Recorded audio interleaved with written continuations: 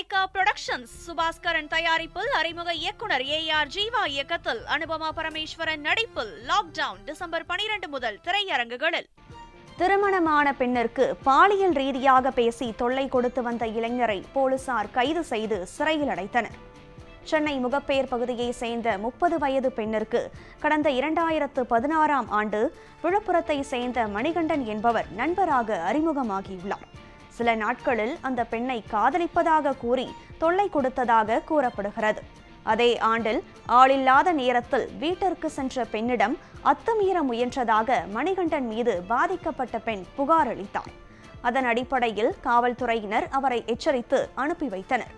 இதனால் ஆத்திரத்திலிருந்த மணிகண்டன் 2019ஆம் ஆண்டு அந்த பெண்ணிற்கு திருமணமான நிலையில் 2021ஆம் ஆண்டு முதல் தொலைபேசி வாயிலாக தொடர்பு கொண்டு தொல்லை கொடுக்க ஆரம்பித்துள்ளார்.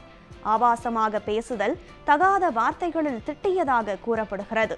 இது தொடர்பாக அப்பெண்ணின் குடும்பத்தினர் நொளம்பூர் காவல் நிலையத்தில் புகார் அளித்தனர்.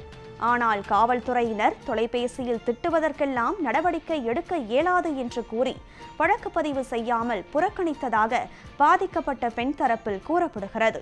இதனைத் தொடர்ந்து 2023ஆம் ஆண்டு சென்னை காவல் ஆணையரகத்திலும் 2024ஆம் ஆண்டு திருமங்கலம் துணை ஆணையர் அலுவலகத்திலும் அப்பெண்ணின் குடும்பத்தினர் புகார் அளித்துள்ளனர். அதற்கும் எந்தவித நடவடிக்கையும் எடுக்கப்படாததால் விரக்தியடைந்த அப்பெண்ணும் அவரது குடும்பத்தினரும் 2024ஆம் ஆண்டு செப்டம்பர் மாதம் அம்பத்தூர் நீதிமன்றத்தில் மனு தாக்கல் செய்ததாக கூறப்படுகிறது. வழக்கை விசாரித்து வந்த நீதிமன்றம் இதுகுறித்து விசாரணை செய்து உரிய நடவடிக்கை எடுக்குமாறு உத்தரவு பிறப்பித்தது. அதன் அடிப்படையில் விசாரணையை தொடங்கிய நொளம்பூர் போலீசார் பெண்கள் வன்கொடுமை தடுப்பு சட்டத்தின் கீழ் வழக்கு பதிவு செய்தனர். மேலும் விழுப்புரத்தை சேர்ந்த மணிகண்டனை கைது செய்து அம்பத்தூர் நீதிமன்றத்தில் ஆஜர்படுத்திய போலீசார் பின்னர் நீதிமன்ற காவலில் அவரை சிறையில் அடைத்தனர்.